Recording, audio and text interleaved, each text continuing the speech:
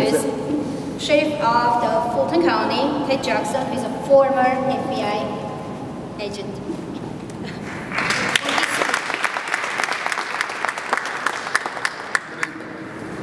The Sheriff's Office, we feel that we're part of your community, and you know why? Dr. Sargis is one of us. And so it's an honor that I'm here to represent the Sheriff's Office. Some of you look surprised.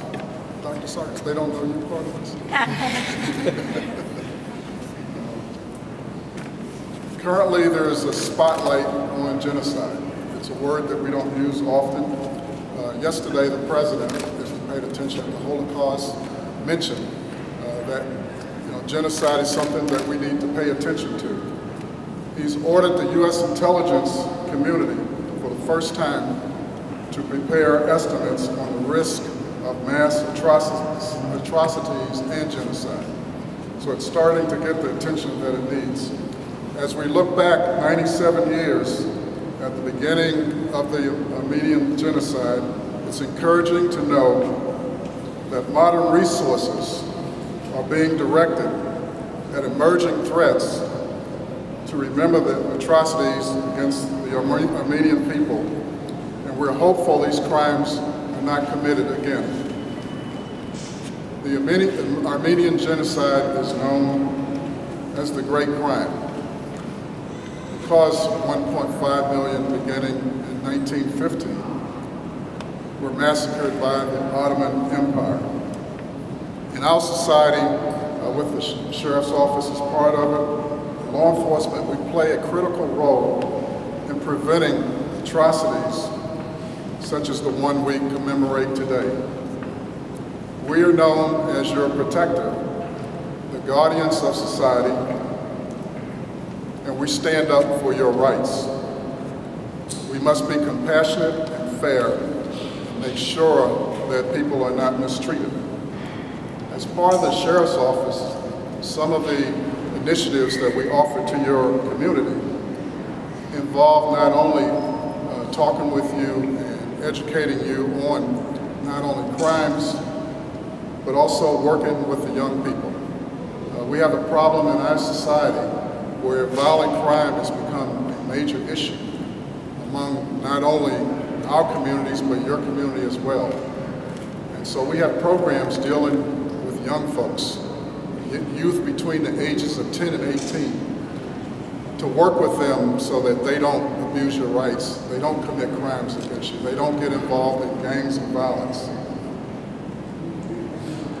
We also, tomorrow, for the first time, we're starting a Citizens Academy. I don't know if any of you are going to be a member of this one, but in the future, we would like to have you represented in our Citizens Academy. In our Citizens Academy, we tell you what law enforcement can do for you. We listen to your concerns, and we make sure that you're safe. While we deal with people that are involved in serious crimes, we also work with them to change their attitudes. So on this 24th day, as we commemorate 97 years ago, when the Ottoman Empire tried to destroy the Armenian people, is a reminder that we can't stand idle and allow these things to happen. Just last month, three U.S. senators actually passed a resolution for Turkey to return all properties to the Armenians. This is telling us, as recent as now, that we're still trying to make up for what's happened. We can't give up 97 years. We have to continue to push people to recognize genocide, to do the right thing. So the Sheriff's Office will remain your partner and will be there for you in the event of any need that you might have. Thank you. Thank you. Introduce Major Rick Mason from Chief of the Police, City of Atlanta, George Turner's office for his speech. Once again, we join with the Armenian American community of Georgia to remember the Armenian genocide of 1915 to 1923. Over this period, the Armenian population of the Ottoman Empire was systematically destroyed. Some were killed, others were left to die of deprivation, while the rest were uprooted and expelled from their homeland. In the end, some 1.5 million Armenians perished and another 500,000 were displaced.